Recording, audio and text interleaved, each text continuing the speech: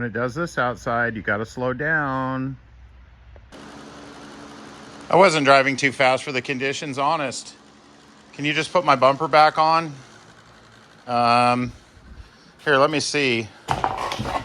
Maybe I can. Uh-oh. Maybe I can't.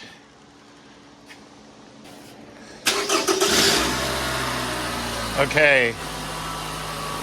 Other thing that's going on with this car when it came in is it didn't have any oil in it. Let's get it up in the air and let's see what's going on here. I think we got something afoot. I think we see a possible issue developing under this car. Would be this guy right here. You see how there's a rib broken off? Well,